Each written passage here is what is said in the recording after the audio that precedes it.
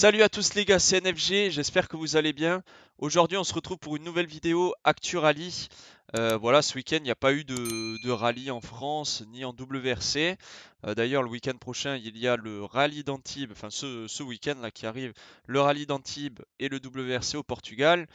Et voilà, ben, je me suis dit pourquoi ne pas parler des Français, lesquels où je parle pas très souvent en vidéo. Voilà, je vais vous spoiler un petit peu. On va parler du retour de Loeb et de Ogier en WRC. On va parler de Lefebvre et on va aussi parler de l'ERC puisque en ERC il y a quand même quelques Français qui roulent. Donc voilà, on est parti pour la vidéo et on est parti pour le premier point. On va commencer avec l'actu la plus importante. Loeb et Ogier, de retour. 17 titres à eux deux en 19 ans. Les deux plus grands pilotes de français de rallye, quoi, même du monde. Voilà, ils ont dominé le WRC pendant des années. On avait déjà eu le remake Loeb Ogier au Monte Carlo avec une énorme bataille jusqu'à la fin, jusqu'à la dernière spéciale.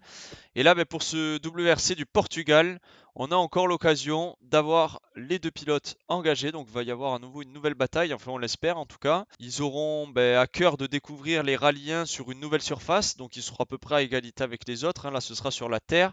Même si les autres ont acquéri un peu plus d'expérience avec la Suède et la Croatie. Donc, retour de Sébastien Loeb et de Sébastien Ogier. À savoir aussi qu'il va y avoir 12 rallyens sur ce rallye. C'est la première fois qu'il y a autant de WRC, enfin ça fait un moment qu'il n'y avait pas eu autant de WRC engagés sur un rallye, dont Ford qui aligne 5 Pumas. En plus, en tout, ça nous fait 4 pilotes français en WRC 1, au plus haut niveau. Donc Le Bogier et n'oublions pas Fourmeau et Loubet. On va voir ce que ça va donner ce rallye du Portugal. Mais en tout cas, pour nous Français, ça va être intéressant parce qu'on aura pas mal de choses à suivre. Comment ne pas parler du début de saison de Stéphane Lefebvre? Lui qui a préféré s'aligner en championnat de Belgique plutôt qu'en championnat français. Pour le moment, c'est 3 participations, 3 victoires sur 5 manches qu'il y a eu pour le moment. Dont aussi une incroyable performance aux légendes de boucle de Bastogne avec une forte escorte MK2. Pas vraiment de vidéo à vous mettre parce que j'ai pas les autorisations. Mais franchement, je vous conseille de regarder si vous n'avez pas vu. C'est une leçon de pilotage avec une ancienne, Stéphane Lefebvre, qui nous emmène la voiture comme il faut. Comme je disais, au BRC, pourtant qui est un championnat assez relevé. Il y a quand même quelques pilotes belges qui sont là pour la bataille. Mais voilà, c'est quand même 3 victoires en 3 participations. Il est vraiment bien parti sur sa lancée pour gagner le BRC. Moi qui pensais qu'en plus il allait faire une très bonne saison en WRC 2. Pour le moment, c'est pas gagné. Entre le Monte Carlo où il fait une erreur et le rallye de Croatie où il a subi les crevaisons. Bon, et il a plutôt bien roulé en plus en Croatie aussi, ça aurait pu donner un bon résultat. En tout cas, lui s'illustre merveilleusement bien sur le championnat de Belgique. Voilà ce qui va permettre à Stéphane Lefebvre d'être à nouveau un peu plus sous les projecteurs. Il avait déjà fait une très belle saison l'année dernière avec la Rallye 4, l'Opel. Là, voilà, comme je disais, il domine le championnat. Donc, il s'est même permis de rater deux rallyes, il est toujours en tête.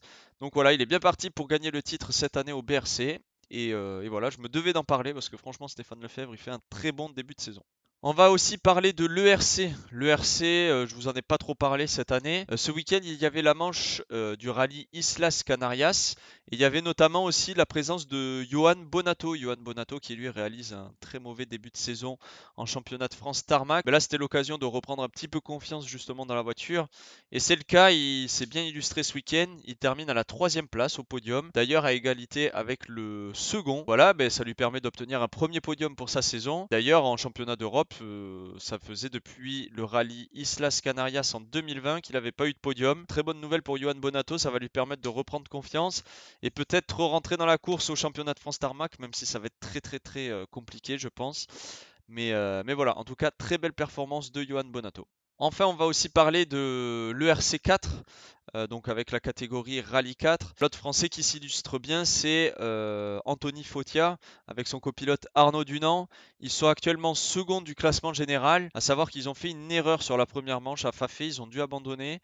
Une petite sortie de route, ils avaient tapé et je crois ils ont cassé le train avant ou quelque chose comme ça si je me souviens bien. Ce week-end, ils se sont à nouveau bien illustrés. Ils terminent à la seconde place du rallye en catégorie ERC4. Ils se font dominer par un autre Français, Laurent Pellier, qui lui fait le RC4 et aussi le RC Junior. Il a dominé le rallye ce week-end. Il termine premier, il remporte aussi le RC Junior par la même occasion. Les Français se sont bien illustrés ce week-end en ERC. Et voilà, je me devais de faire un petit point parce qu'on n'avait pas trop évoqué le RC depuis un petit moment. Et voilà, ça reste quand même intéressant de suivre l'actu de nos Français. Enfin, on va parler aussi réglementation en rallye, surtout pour les rallyes 1, puisqu'il y a l'hybride maintenant et qu'il y a eu des soucis suite à l'hybride, donc notamment au rallye de Suède, par exemple pour Tanak, qui a dû abandonner dû à la petite LED rouge qui s'est mis en activité pour aucune raison. Il a dû abandonner pour ça. La FIA a prévu des changements pour ça et on va les voir ensemble. Donc premièrement, en cas de panne de la voiture pendant une épreuve spéciale, au cours du rallye, il y aura des espèces de checkpoints en fait où les équipages pourront réparer les voitures avec des panneaux avec indiqué dessus HEV. Donc là, ça va être j'ai du mal à articuler, hein, je suis vraiment désolé. Ce seront des checkpoints uniquement dédiés du coup pour tout ce qui est résolution de problèmes suite à des problèmes hybrides ou autres. Deuxièmement, il y aura des pénalités réduites. Un équipage du coup qui manquera une spéciale due à un problème électrique, au lieu de prendre 10 minutes de pénalité, il prendra donc un temps forfaitaire et 2 minutes de pénalité. Et enfin, du coup, ça c'est déjà passé pour le coup, puisque je vous donne l'actu un peu en retard.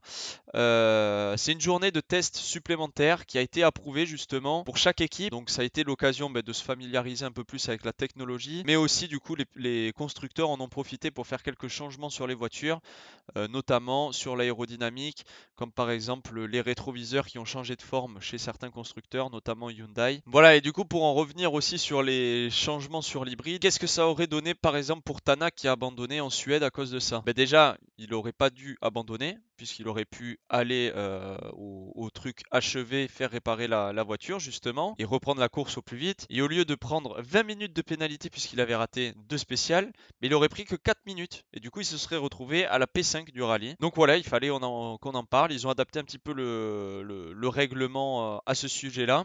J'espère que j'ai été clair.